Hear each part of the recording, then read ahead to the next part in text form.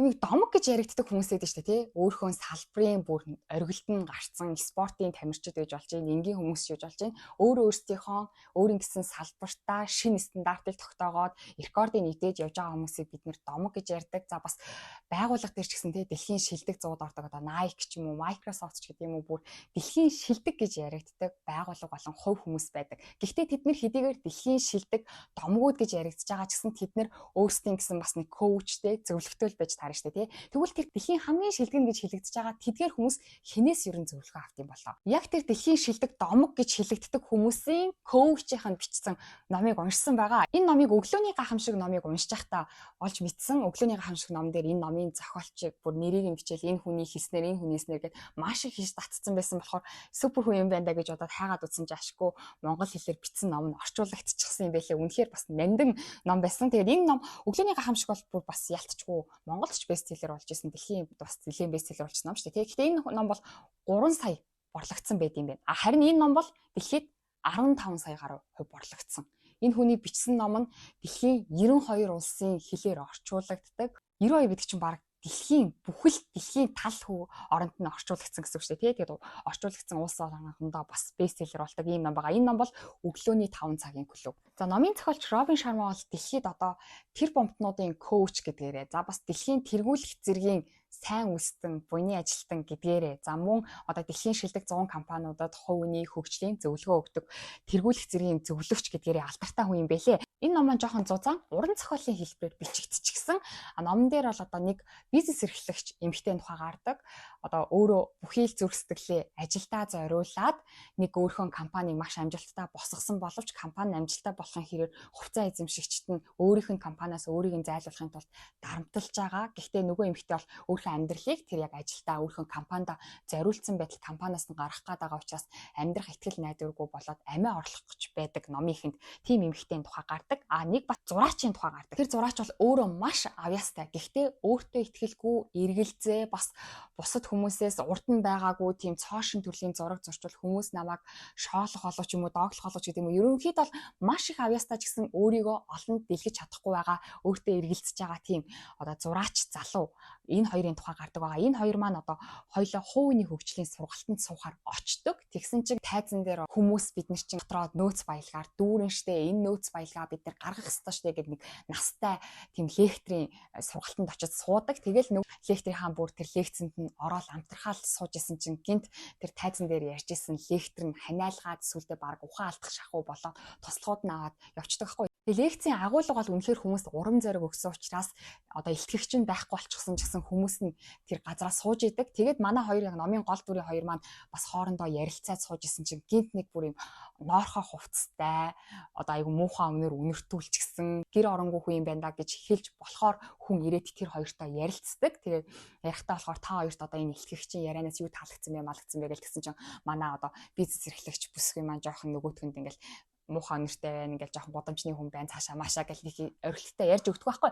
Тэгсэн чинь нөгөө зураач нь болохоор нөгөөх нь тод яриад. Гэхдээ гаднаас нь харахад юм годамжны юм шиг хэрнээ нөгөө хүнээ ингээд яриагийн сонсох юм бол маш жинтэй үнэтэй юм яриад байсан. Тэгээд нөгөө гурав чи ингээд харилцан яриа нь маш сонирхолтой болоод нилээх ярилцдаг. Тэгээд ярианы төгсгөлд бол нөгөө нэг одоо годамжны залуу маань тэр хоёрт урилга өгдөг. Та хоёр ингээд миний байдаг юм гоё том арал дээр очиж болно. Би бол юм том арал дээр юм маш том амралтын газартай. Би бол ер нь бол дэлхийн тэр бомтон штэ. Надад итэг тэгээд би та хоёрыг урьж гинэ. Та хоёр хэрвээ ирэх юм бол би одоо энэ илтгэгчээс сурсан зүйлээ та хоёрт бүгднийг зааж өгнө гэд нөгөө хоёрыг маань урьдаг байгаа. Гэхдээ нөгөө хоёр маань болохоор тэр залуугийн гадаа төрхийг харах юм бол итгэмээргүй. Гэхдээ яриагийн сонсох юм бол үнэхээр юм мэддэг, үнэхээр жинтэй ухаалаг хүн шиг санагдаад. Гэхдээ нөгөө хоёр маань бол явахыг хүсэхгүй байсан ч гэсэн өөр ямар нэг итгэл найдвар байхгүй.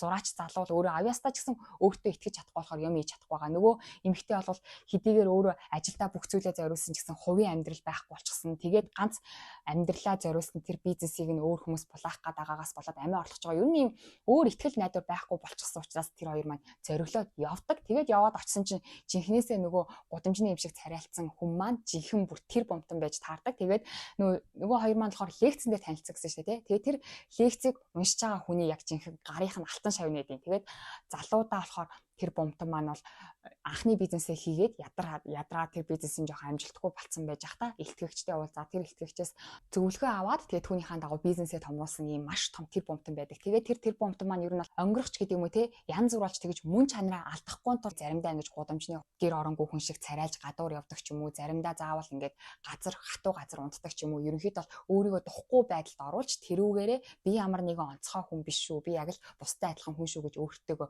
сануулдаг тийм лаг мундаг хүн байдаг байхгүй.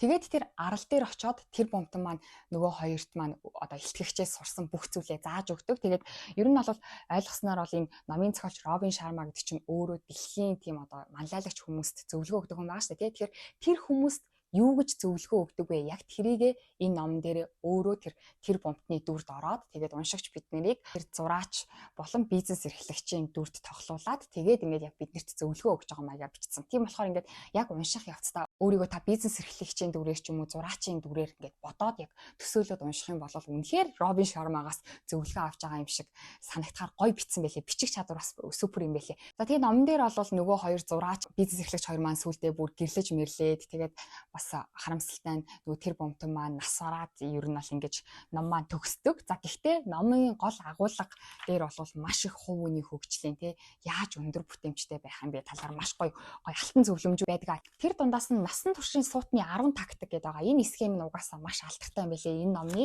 насан туршийн гэдэг нь болохоор одоо хүмүүс амжилтанд хүрэхээс илүү хүрсэн амжилтаа урт хугацаанд хавч үлдэнэ гэдэг нь хэд дахин илүү хэцүү байдаг гэдэг. Тэгээ номын зохиолч маань одоо дэлхийн тэр бомтнуудад ч юм уу салбарын тэргүүлэгч нарт зөвлөгөө өгөхдөө амжилтанд хүрэхийн тулд хүрснээ ч гэсэн хадгалж авч үлдэхийн тулд баримтлах ёстой гэж зөвлөдөг 10 зөвлөмж нь байгаа юм байлээ. Тэгэд энэ 10 зөвлөмжөөс нь төстэйгээр нэгтгэхэд 6 зөвлөмж болгон өнөөдөр хүргье. За нэгдүгээрт бол номын зохиолч маань номынхаас маш их одоо хэсэг дээр бол зөвлөсөн байсан юм нь өндөр бүтээмж гаргахын тулд те бусад энгийн хүмүүсээс хэд дахин илүү бүр домог гэж хэлэгдэхээр бүтээл тойрохын тулд хамгийн түрүүнд анхаарлаа бүрэн төвлөрүүлэх хэрэгтэй.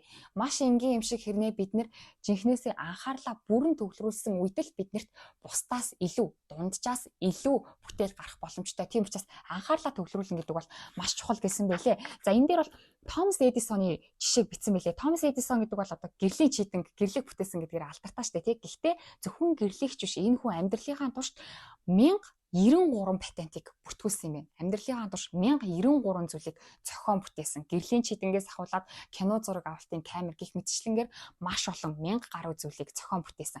За ингэхэр чин амьдралынхаа турш маш их зүйлийг амжуулсан гэсэн үг шүү дээ. Тэгээд энэ хүн ингэж хэлсэн байт юм байна. Эдисон хэлэхдээ болохоор би ч гэлтгүү, таач гэлтгүү бид нар бүгдээрээ өдөр бүр завгүй байдаг. Гэхдээ зарим нь амжилтанд хүрээд зарим нь амжилтанд хүрэхгүй байгаа. Тэрний цорын ганц шалтгаан нь бол ингэж хэлсэн байна. Тэд олон зүйл хийж байхад би нэг л зүйл хийдэг.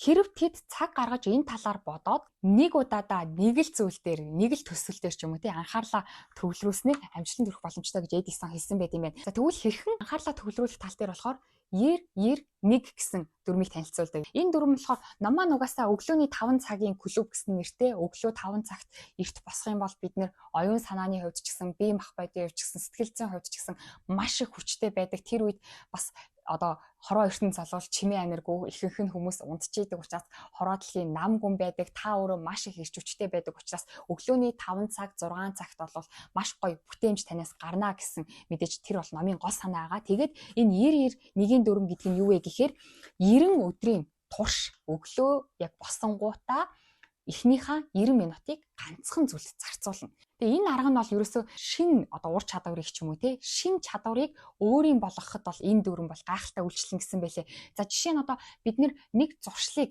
цоошин зуршилтай болоход те өглөө эрт босдог ч юм уу дасгал хийдэг ч юм уу ямар нэгэн нэг ур чадварыг ч юм уу нэг шин зуршлыг өөрийн болгохын тулд 66 өдрийг зарцуулдаг гинэ. Тэр 66 өдрийнх нь эхний 22 өдөр бол бүр хамгийн хэцүү байдаг.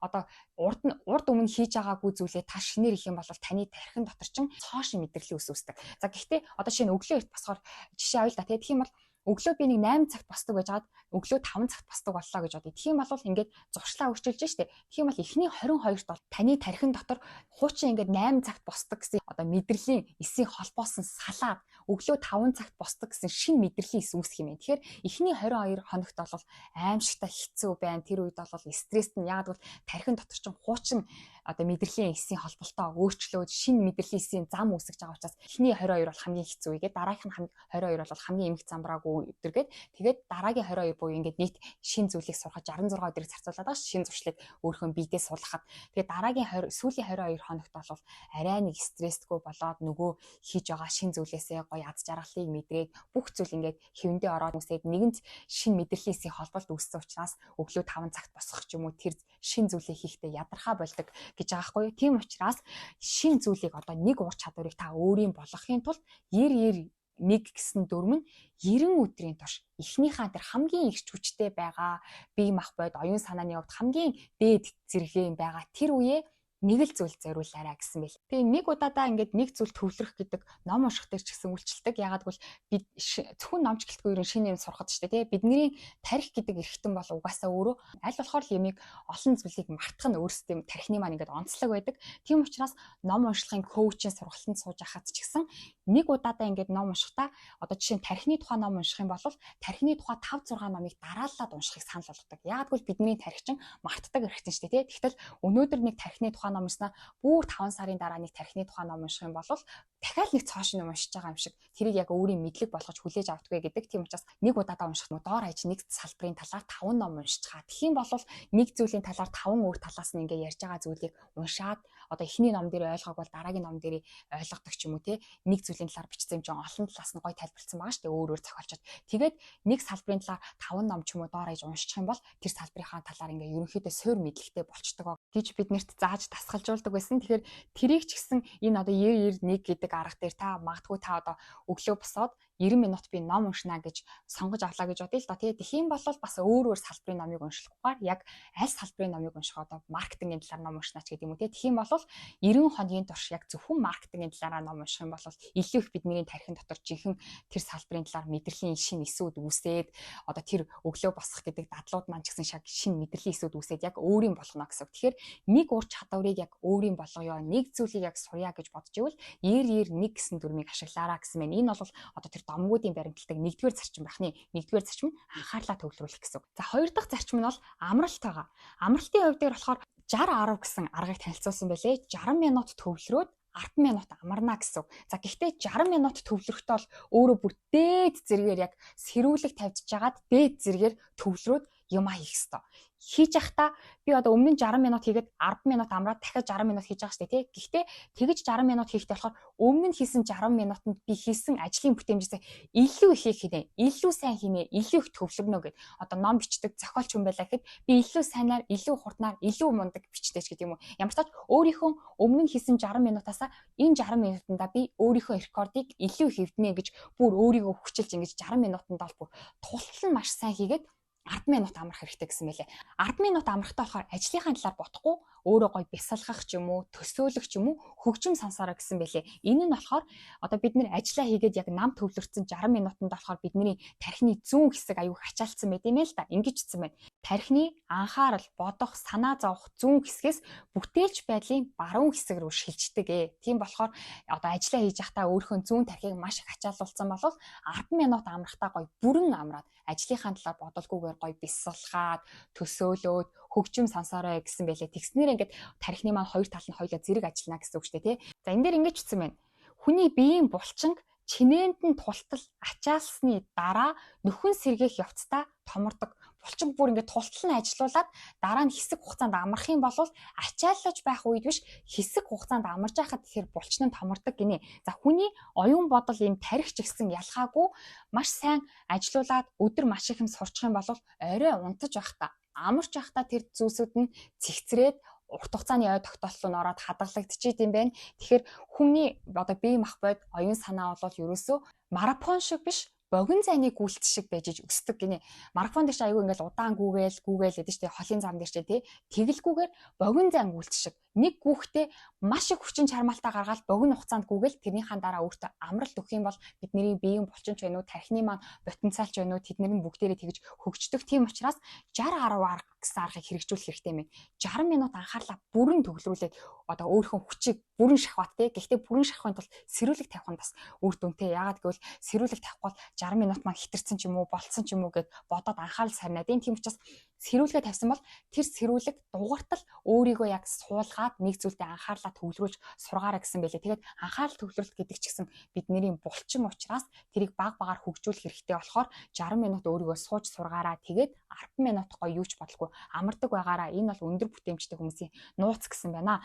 За 3 дахь нь өдөр тутмын 5 бичил амжилт гаргах хэрэгтэй. Бичил амжилт, жижигхэн амжилт гэж байгаа шүү дээ. Тэгэхээр энэ одоо жижигхэн ингээд ер нь бол хүмүүс урт хугацаанд өөрөө ингээд жижигхэн амжилт гаргаад яваад хахаар тэрнгээрээ гоё ингээд цэнэглэгдээд хөглөгдөөд урт хугацааны амжилт гарах тийм ээ л да. А тэгэлгүйгээр одоо таны хийж байгаа ажлын үр дүн жилийн дараа 2 жилийн дараа харагдана гэх юм бол хүн шантарчтай юм байна. Тэрнийхээ оронд жижигхэн ингээд амжилтуудыг өөрөө мэдрээд яваад ах юм бол тэрэндээ гоё хөглөгдөөд ингээд дээшээ цаашаа явдаг гинэ. Жил амжилт гэж байгаа нь болохоор өглөө та боссонгуудаа ерөнхийдөө өнөөдөр хийх ингээд 5 зүйлийг биччих юм байна. Гэхдээ тэр 5 зүйл нь шууд л нэг өдөр босноо. Өнөөдөр ном бичнэ гэвэл хизэж өнөөдөр нэг бичиж амжихгүй шүү дээ тий. Тийм болохоор тийм хитрхи том биш. Яг өнөөдөртөө хийж чадхаар 5 зүйлийг бичээд тэгээд чеклээд яваад ах юм байна. Тэгэнгүүтээ өдрийнхөө төгсгөл та тэр 5-аа хараад өнөөдөр би зорж исэн 5 зүйлээ хийсэн байна. Тэгэхээр би өөрийнхөө зорилгынхаа төлөө ойртоод явж гинэ гэсэн бичил амжилтуудыг заавал гаргаж явах юм байна. Тэгэхээр оройдоо өөрийгөө бас ингэ магтчих гэсэн үг тий. Ажлаа сайн хийлээ, зорьсон юмаа хийлээ гэж гэдэг юм уу тий. Жижиг амжилтаараа өөрийгөө хооллох хэрэгтэй байд юм байна. За дөрөвдөх нь болохоор дасгал. Энэ ном дээр бол бүр номын эхлэлээс бараг төгсгөл хүртэл дурдсан юм бол өглөө эрт босох ёстой, дасгал хийх хэрэгтэй гэдгийг маш чухал гэж сануулдаг. Тэгээд дасгал хийх тал дээр болохоор өглөө боссонгуудаа өглөө 5 цагт боссонгуудаа 20 минутын турш хөлрөх хэрэгтэй, хөлсөө гаргах хэрэгтэй гэдэг. Хөлрөх юм бол бүх бие маань ингээд сэргэн, за дээрэс нь тархины маань үйл ажиллагаанд бол бүр маш хэрэгтэй гэж дасгалыг бол маш онцлсан байдаг. Товчхондоо бол өглөө боссонгуудаа 20 минут дасгал хийх хэрэгтэй. Тэгээд өдөрт нөгөө нэг цагийн турш бас дасгал хийх хэрэгтэй гэдэг. Тэр нэг цагийн дасгалыг болохоор орой ажиллаа тарахтаа 5-6 цагийн үед нэг цаг дасгал хийчих. Юм бол ажиллаа тарсныхаа дараа дасгал хийчих гэж хэлээ. Яагаад тэгэхээр өглөө 20 минут дасгал хийчихнэ гэдэг чинь та өглөө маш гоё сэргэж байгаа шүү дээ тий. Тэгээд тэр сэргснийхаа дараа ажилдаа төвлөрөөд ажил чинь тэгээд 5-6 цагийн үед ажил тарахад бол хүний нөгөө тархиныханд батарей дуусаад чухал шийдвэр мэдвэр гаргаж чадахгүй бүр ядарсан байт юм байна. Тэр үед нь дахиад нэг цагийн турш та дасгал хийчих юм бол тэр дасгал хийснээс хойших тэр өдрийн сүүлийн төгсгөлийн хэсэг бол дахиад сэргцэн бараг дахиад өглөө сэрж байгаа юм шиг 2 өдөр амьдарч байгаа юм шиг тийм бүтээмжийг гарах боломжтой гэсэн байлээ. Тэгэхээр дасгал хийх оновчтой цагийг бол зөвлөхдөө өглөө 20 минут тэгээд орой ажил тарсны дараа дахиад 1 цаг дасгал хийхийг зөвлөсөн байна. 5 дахь зарчим нь 7 хоногийн төлөвлөгөө гаргах юм байлээ. 7 хоногийн төлөвлөгөө гаргачих юм бол хүний сонголт зэгцэрчдэг. Энэ 7 хоногт би тэр хүнтэй уулзсан тим юм хийн гэд ерөнхий төлөвлөгөөгөө гаргацдаг учраас сонголт нь зэгцэрчтэй юм байна. Сонголт хийхэд чинь бид нэр улаан хугацаа өмсгөө, шар хугацаа өмсгөө гэж бодох дээр сонголтын дээр ингэж эргэлзэхэд бол тархиныхаа хамаг батарейг алддаг гэдэг чинь тий. Тийм учраас ерөнхийдөө 7 хоногийнхоо ерөнхий төлөвлөгөө гаргачих юм бол сонголтууд маань зэгцэрчдэг учраас тархи маань маш гоё чөлөөтэй байх юм байна. За дээрэс нь 7 хоногийн төлөвлөгөө гаргахад бас нэг гоё арга зааж өгсөн нь 7 хоногийн төлөвлөгөөгөө гаргахдаа өнгөрсөн 7 хоногоо дүгнэх хэрэгтэй байна. Өнгөрсөн 7 хоногоо дүгнэхдээ болохоор авсан сургамжаа бичдэг гинэ. Энэ өнгөрсөн 7 хоногт миний амьдралаас сурах зүйл юу байв? Сайжруулах зүйл юу байваа гэдгийг бичих юм байна. Тэгэхээр ер нь бол энийг уншиж байхад бол бид нар чинь ингээд хүний номыг уншиж байна гэдэг чинь энэ хүн л өөрийнхөө амьдралыг эргэн хараад амьдралаасаа сурсан зүйлсүүдээ ингээд ном болгоцсон гэсэн үг шүү дээ. Тэнгүүд бид нар энэ бусад хүний амьдралыг ч юм уу энэ номыг болохоор аюу гоё ингээл үнэтэй цайтай сургамж гэж хүлээж авдаг. Тэгтэл бидний амьдрал гэдэг чинь өөрөө бас нэг гоё баялаг юм байгаа шүү дээ. Тэнгүүд тэр баялгаа эргэж хараад хүний биш бас өөрийнхөө баялаглаа эргэж хараад өнгөрсөн 7 хоногт миний амьдралаас сурах зүйл юу вэ? Сайжруулах зүйл юу вэ гэдгийг өнгөрсөн 7 хоногоо бас эргэж харах хэрэгтэй гэсэн бэлээ. Тэрэн дээр нь бас нэлээд гой санагдсан. Яагаад тэгэхээр эн чинь бас л нэг хүний амьдрал шүү дээ, тий. Тэгтэл бидний амьдрал өөр өөртөө давтагдчихгүй бас гой сургамжууд байгаа. Тэр сургамжуудыг алдалгүйгээр 7 хоног болгон эргэж хараад архивлаж бас авч үлдээрэй гэсэн бэлээ. Энэ бас супер санагдсан. За хамгийн сүүлийн 6 дахь нь болохоор бас гайхалтай. Энэ нь болохоор сэтгэл хөдлөлийн чадамж гэж байгаа. Бид нэр ингээд одоо сэтгэлгээгээ дандаа өөрчлөн ингээд одоо ном унших гэдэг чинь сэтгэлгээгээ өөрчилж байгаа хэрэг юм ээ л да. Оюун бодлоо цэгцэлж байгаа тий. Би ингэж боддог байсан. Энэ зөв үү, буруу юу, зөв бодож гэнэ үү, буруу бодож гэнэ үү гэж ингээд сэтгэлгээгээ өөрчлөгддөг. Тэгтэл биднэрт бас сэтгэл хөдлөл гэж зүйл байгаа. Мэдрэмж байгаа тий. Уурлан баярлан гэсэн олон төрлийн мэдрэмж байгаа. Энэ олон төрлийн мэдрэмжүүд ч гэсэн чадвар гинэ. Тэгээд номын зохиолч маань маш олон хүмүүс сураад амжилтанд хүрдэггүй шалтгаан бол сэтгэл хөдлөлийн чадамжаа өөрөө ахиулаагүй ээждэг. Үнэхээр хичнээн илүү мэдлэгтэй, чадвартай, мундаг байсан ч гэсэн сэтгэлээрээ байн гутралтай ч юм уу, дандаа сөрөг зүйл боддог ч юм уу, одоо бараг санаа зовох зуршилтай ч юм уу, тий мэдрэмжийн тэр сэтгэл хөдлөл нь доошоо сөрөг байх юм бол тэр хүмүүс амжилтанд хүрдэггүй, ажил нь бас бүтэмжтэй байдгүй. Тийм учраас өөрийгөө хувь хүний хөгжлөө хөгжүүлж ингээд тархиа хөгжүүлдэг шиг сэтгэл хөдлөлийн чадамжаа бас хөгжүүлэх ёстой шүү. Өөрийнхөө зүрх сэтгэлийг энэ ном дээр бичсэн байсан л да. Баяр баясгалантай зүрх сэтгэл гэдэг бол хамгийн чухал зүйлээ. Амжилтанд хүрэхэд өөрийнхөө хүсч мөрөөж байгаа зүйлийг бүтээхэд аз жаргалтай байхад хамгийн чухал зүйл бол баяр баясгалантай сэтгэл зурж. Өдөр болгон тэр баяр баясгалантай байх тэр төвшнөө нэмэгдүүлж ээж таны ажил амьдрал яг ингээд одоо шийдэгдэхгүй байгаа зүйлсүүд чинь шийдэгдэж та өөрөө жинхэнэ дэлхийн хэмжээний амжилт гарах боломжтой гэсэн байлээ. Тэрнээс ш зөвхөн сураад тархиа зөвхөн ажилуулад хизэж дэлхийн хэмжээний юм танаас гарахгүй гэсэн байлээ. Тэгээ ном дээр ч гэсэн маш их гардаг үгнүүд нь дандаа бүтээгч, үйлдвэрлэгч, зохион бүтээгч одоо ингээд дандаа хүнийг нэг бүтээгч гэсэн байгаа байхгүй. Бүтээгч, бүтээл гэдэг бидний хийж байгаа зүйл болгон маань бидний бүтээл гэж байгаа. Тэгтэл тэр бүтээл маань дэлхийн хэмжээний байхын тулд таны мэдлэгтэй чинь энд үцгүй хэмжээнд чухал зүйлсүүд бол таны эрүүл мэнд, эрч хүчтэй, дасгал их чухал гэдэг ааштай тий. Эрч хүчтэй байх хэвээр, би чинь өөрөө эрч хүчтэй байх хэрэгтэй. За мөн сэтгэл зүй чинь өөрөө маш гоё баяр баясгалаар дүүрэн байх хэрэгтэй гэдэг. Тэгээ баяр баясгалаар дүүрэн байх тал дээр болохоор энэ бол нөгөө булчин гэдэг аахгүй сэтгэл хөдлөлийн булчин гэж байгаа. Булчин учраас та өөрөө ингээд байнга гудигтай таны амьдралд юу ч тохиолдсон өөрөө баяр баясгалантай байна гэдэг чинь та өөрөө дасгал хийж ин гэсэн үг шүү дээ тий. Хүнд юм өрөхөөр бидний гарын булчинд ажилтгтай адилхан хэцүү байсан ч гэсэн өөрийгөө гоё зүрх сэтгэлтэй, гоё мэдрэмжтэй байхын тулд өөрийгөө дасгалжуулах юм бол тэр булчин томорно гэсэн үг шүү дээ тий. Тэгэхээр номын зохиолч маань энэ бол булчин учраас танд одоо баяртай зүйл тохиолдоогүй юм уу? Гоё зүйл байхгүй байна гэд баярлахгүй байна гэдэг бол булчин гэдгийг нь ойлгохгүй байна гэсэн үг. Булчин гэдгийг нь ойлгочих юм бол өнөөдөр баяртай зүйл тохиолдоггүйс ч гэсэн баяртай байхын тулд илүү гоё аз жаргалтай байхын тулд өөрийгөө дасгалжуулах хэрэгтэй штэ гэсэн байлээ. За энэ сэтгэл хөдлөлийн чадамж гэдэг бол энэ яг насан туршийн 10 тактик дотор бол ордоггүй. Гэхдээ номын бас өнцөг булан бүрт нь сэтгэл хөдлөлийн чадамж гэдэг чинь маш чухал зүйл шүү. Баяр хүртэй, аз жаргалтай байх хэрэгтэй, эрч хүчтэй байх хэрэгтэй. Зүгээр зөвхөн тархиа хөгжүүлээд томьёо цээжлээд амжилтанд хүрэхгүй шүү гэдгийг бичсэн байсан учраас энэ тав дээр нэмээд 6 дахь нь болгоод өнөөдрийн бичлэг дээр ярьчлаа. Тэгээ дараа нь илүү бас гоё сонирхолтой, чанартай номын огшимыг нь товчлон ярих болно. Тэгээ дараагийн бичлэгээр